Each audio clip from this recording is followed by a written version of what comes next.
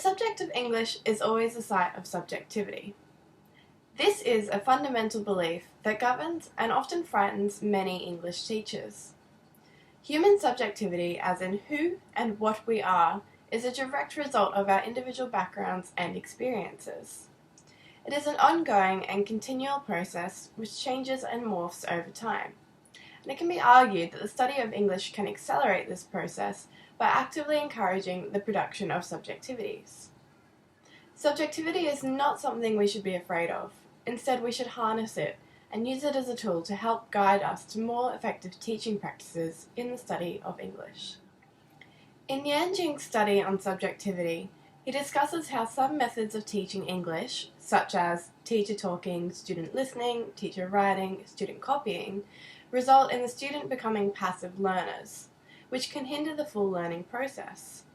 Subjective education pedagogies focus on students becoming the centre of teaching English and advise teaching methods, materials and content that is relevant to the students who are learning it.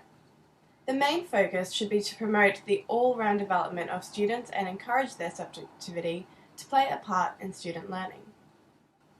Zhao states, "It seems that many teachers are more concerned about passing along critical knowledge rather than creating critical knowledge with their students. There is a multitude of pedagogies that work with the idea of harnessing and making use of both student and teacher subjectivity. The pedagogical approach of intersubjectivity promotes the idea that both teacher and students should work to create a shared space which allows everyone's subjectivities to arise through interactions and therefore recognizing and transforming each other's perceptions and interpretations, but without dominating one another." While this pedagogy is great in theory, I do wonder how it would transpire to a large classroom context, and how a teacher would facilitate this type of learning while still remaining in control but without being too overbearing. It surprised me how little research has been conducted into this area of student-based learning and subjectivity. When reading one of the few studies conducted on student-teacher subjectivity in English by McCarthey, it became clear that in the modernized literature-based classroom, students were continually constructing and reconstructing their subjectivities based on the demands of the classroom and its social setting. Student participation was influenced by a multitude of factors such as gender, social class, and ethnicity, as well as the type of task in which they were expected to engage in.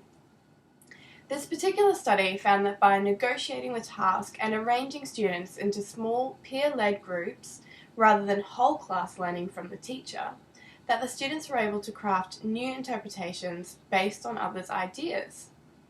This change resulted in a better, more rounded understanding of the content, as each student was allowed an opportunity to share their perceptions and views of the content based on their own subjectivities, to which they would then listen to their peers' interpretations. In one research paper, Nam discussed how teaching with subjectivity not only benefited his students, but also allowed him the opportunity to reflect on his own subjectivities and recursive patterns, relating to his own feelings, expectations, and beliefs, as well as at times how they conflicted with those of his students.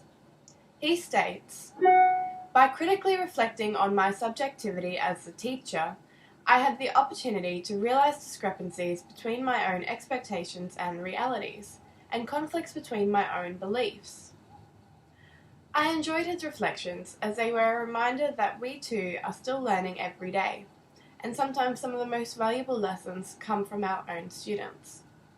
In future, I would like to learn more about the topic of intersubjectivity, as well as practical strategies for encouraging the growth and development of subjectivities in the English classroom, allowing students to learn from one another.